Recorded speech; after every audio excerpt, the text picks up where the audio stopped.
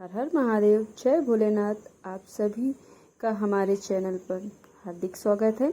अगर आप भी जानना चाहते हैं कि सावन 2026 कब से शुरू हो रहा है, सावन में कितने सोमवार पड़ेंगे, भगवान शिव की सही पूजा कैसे करें, सावन में क्या करना चाहिए क्या नहीं करना चाहिए, और कौन सी 7 गलतियां हैं जो भूल कर भी नहीं करनी चाहिए, तो इस वीडियो को आखिरी तक जरूर देखिए। आज की जानकारी आपके पूरे सावन को सफल और मंगलमय बना सकती है। चलिए बिना देर किए वीडियो शुरू करते हैं। दोस्तों, सावन का महीना भगवान शिव को समर्पित सबसे पवित्र महीनों में से एक माना जाता है। धार्मिक मान्यता है कि इस महीने भगवान शिव और माता पार्वती का दिव्य मिलन हुआ था। इसीलिए इस महीने में शिव जी की पूजा, जलाभिषेक, मंत्र जाप और व्रत का विशेष महत्व बताया गया है। अब सबसे पहले जानते हैं कि 2026 में सावन कब से शुरू होगा।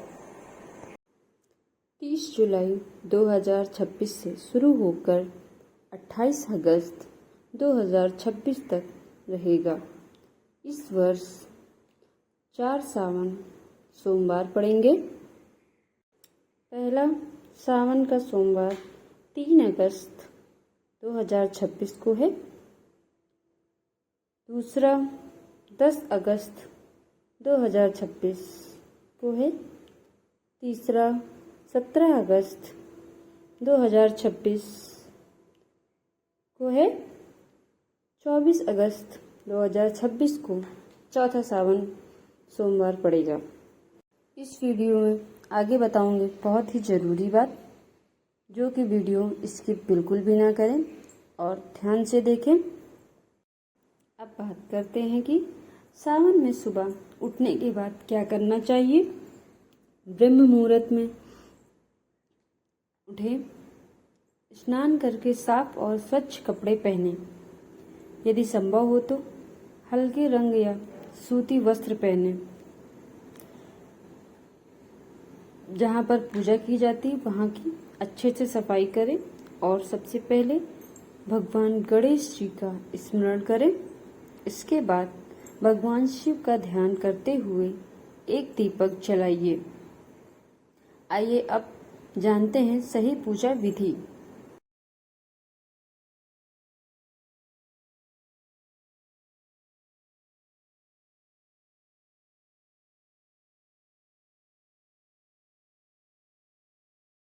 सबसे पहले तो आपको पूजा करते समय अपने मन को शांत रखना है। मन में कोई भी क्रोध या जल्दबाजी में पूजा नहीं करनी है। बहुत ही श्रद्धापूर्वक मन में ओम नमः शिवाय का जाप करते रहना है। आइए अब पूजा विधि शुरू करते हैं।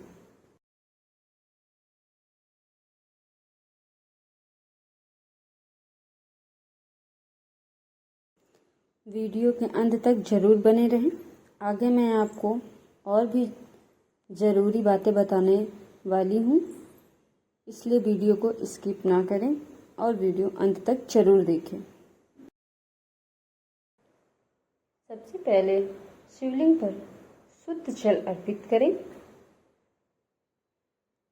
आप चाहें तो कोई सा भी लोटा ले सकते हैं, स्टील का, पीतल का, कांसे का, जो भी आपके पास हो आप उस लोटे से जल अर्पित कर सकते हैं। यदि संभव हो तो आप उसमें कुछ बूंदे गंगा जल की जरूर डालें। इसके बाद बहुत से लोग पंचामृत से अभिषेक करते हैं।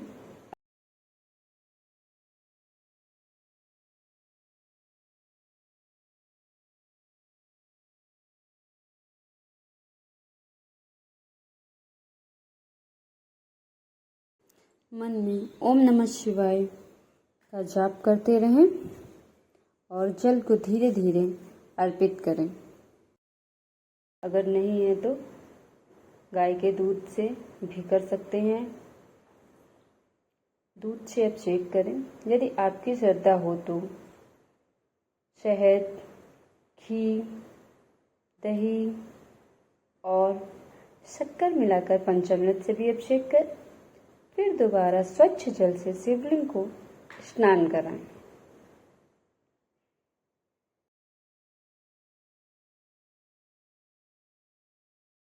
एक बात का हमेशा ध्यान रखें, भगवान शिव जी को आप शुद्ध जल अर्पित करें।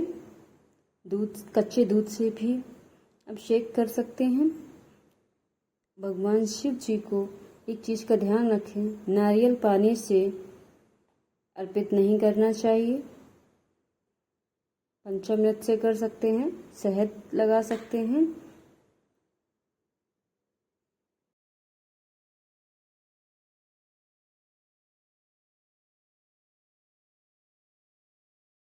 आपके पास इत्र है, उसे भी आप चढ़ा सकते हैं। अगर नहीं है तो कोई बात नहीं।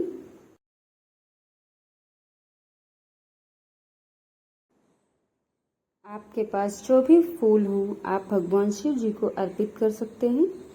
वैसे तो इस दिन ज़रूरी नहीं है कि आप सफ़ेद फूल चढ़ाएं या हर श्रृंगार का पुष्प चढ़ाएं या प्राचिदा का चढ़ाएं। आपके पास जो भी कलर का फूल है आप भगवान शिव जी को अर्पित कर सकते हैं, इसमें कोई भी संदेह नहीं है।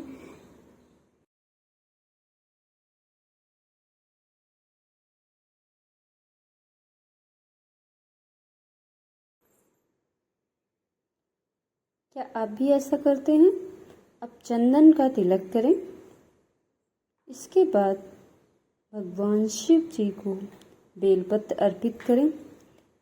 एक बात का हमेशा ध्यान रखें, बेलपत्र साफ सुथरी स्वच्छ होनी चाहिए, टूटी फूटी नहीं होनी चाहिए।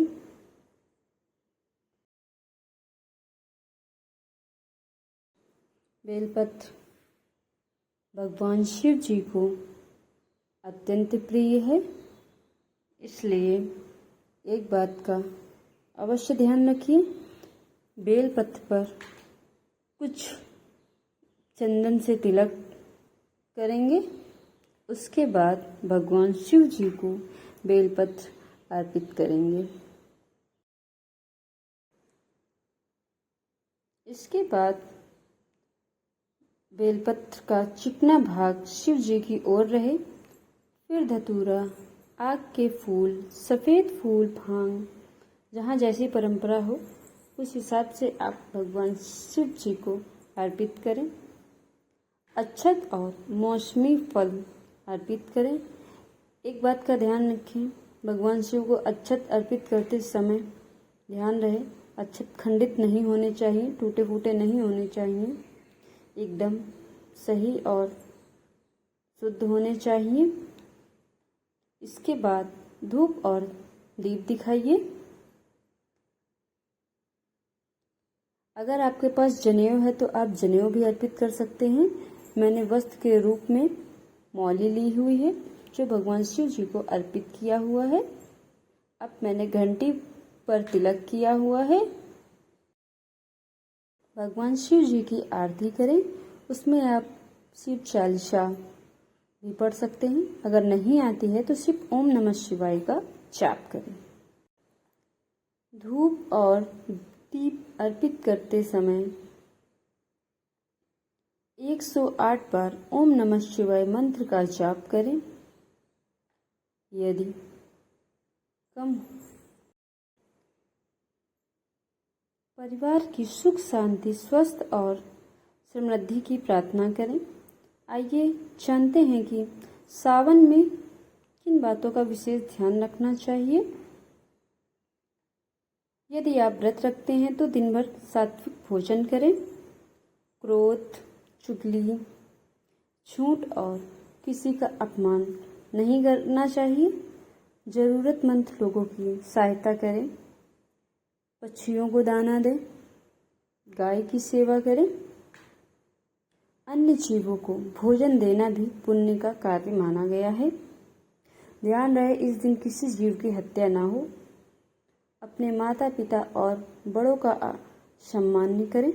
भगवान शिव को केवल पूजा से ही नहीं बल्कि अच्छे आचरण से भी प्रसन्न किया जा सकता है। एक बात का ध्यान रखें, पूजा में जल्दबाजी ना करें, बहुत ही शांत मन से और श्रद्धा से पूजा करें। आइए अब वो 7 गलतियां जानते हैं कौन सी हैं।